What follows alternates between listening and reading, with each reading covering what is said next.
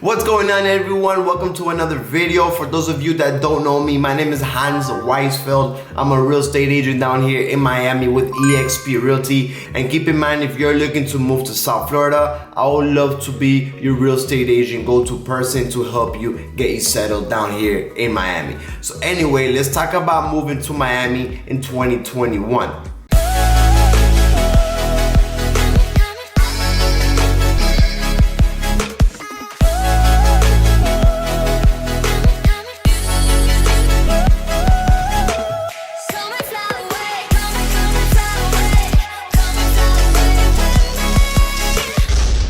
All right, so first let's talk about the housing market. So Miami it's on fire. Miami pretty much is on fire. It has brought so much people from all over the states and all over the world. So Miami always has, I don't know if the number was close to 150 people, new people that move here per day. I don't know the exact numbers right now, but I'm almost sure that number has almost doubled. So there's a lot of people that are moving down to South Florida, right? So what's going on with the housing market when that happens, right? Just like supply and demand. This is what's going on. There's a lot of demand. There's a lot of people moving down, or there's people that are already living here that wanna, either have a bigger home or they wanna downsize. Right? I mean, the pandemic has changed a lot. People are not working from home. People's lives are changing. I've already talked about this. So 2021 has made the South Florida market prices increase like crazy.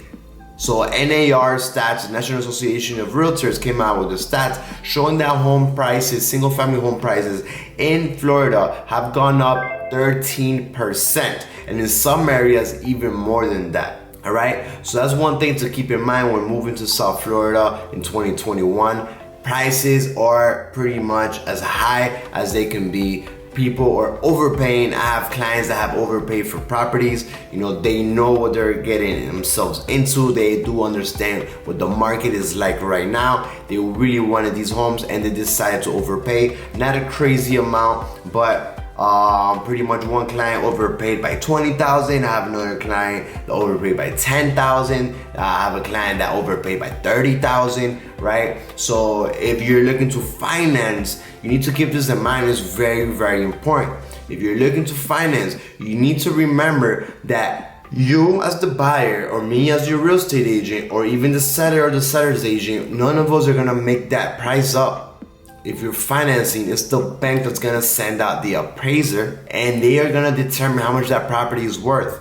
Just because prices are increasing in the last 4 or 5 months doesn't mean that those are the correct numbers to use. They're always gonna go back to see the closed sales. Just because in the 3 months prices have gone up like crazy, if there is no closed sales, then the appraiser would not use those comparables, and that's something that's going on a lot. So you guys need to keep that in mind. You guys need to keep in mind whatever that home gets appraised for is how much the bank is gonna let you borrow.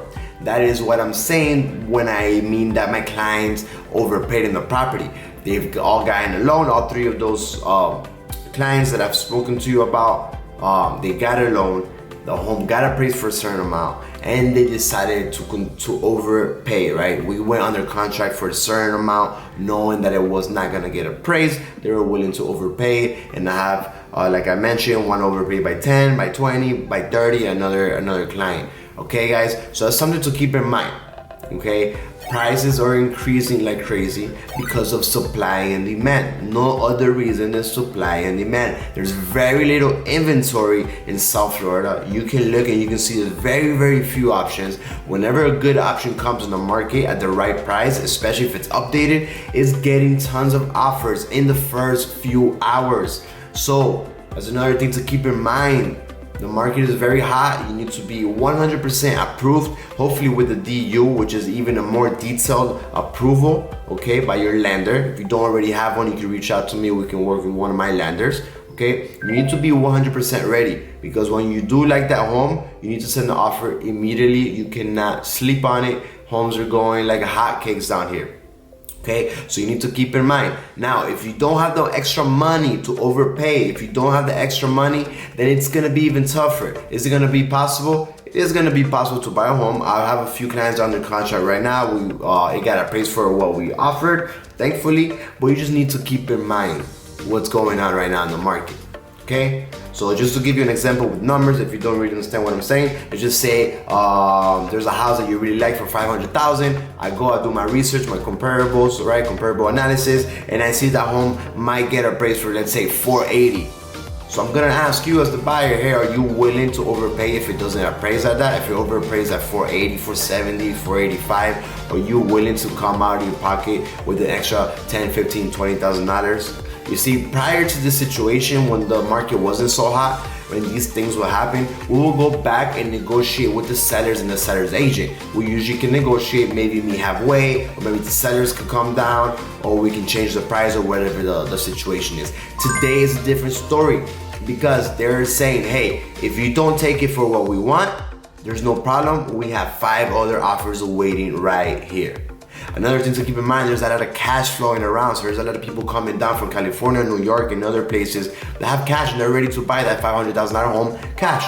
So then as a seller, you prefer cash all day because financing has so much contingencies. Not all of them go through. I've already spoke about this in other videos. So anyway, I don't want to make this part too long, but just keep in mind the market is super hot. Prices are increasing. If you're looking to buy a property down here, you just need to keep in mind that maybe if you're gonna finance, you might have to have an extra cash to get that property that you want.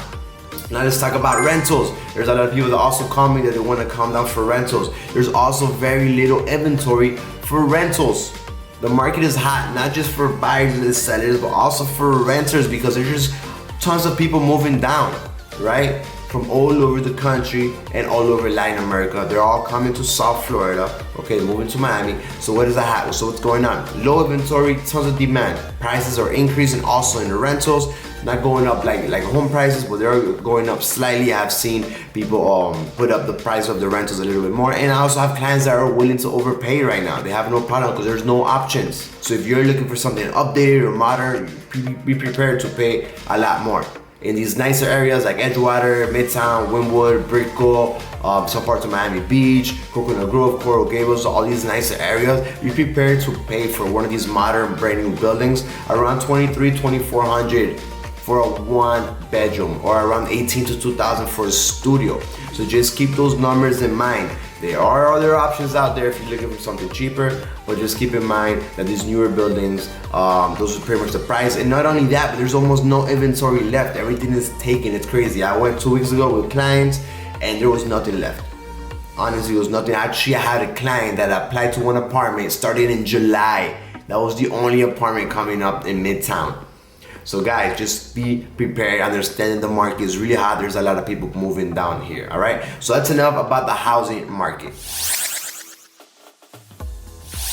The next thing I want to talk about when moving to Florida or Miami in 2021 is going to be the areas. So yes, I already spoke about the housing market, how it is, but you also need to understand what areas you want to move to. Of course, with the market being so hot, you may have to be more flexible on the areas that you're looking or you're considering because the inventory is so low. Like currently, I have a few clients looking in Bay Harbor and Sunny Isles, right? They want a single family home for a certain price range. There's almost no inventory. There's almost nothing. And whatever is there is probably destroyed. It needs like tons of work, so my clients don't want that. So now they have to either keep waiting and be patient, or they have to be flexible, right? And probably stretch out the search into Aventura, North Miami, and other areas that are close by, right? So these are some things that you need to keep in mind, but you also do need to keep in consideration the area, because like I spoke about in other videos, the area that you move to in Miami is gonna play a big role in your lifestyle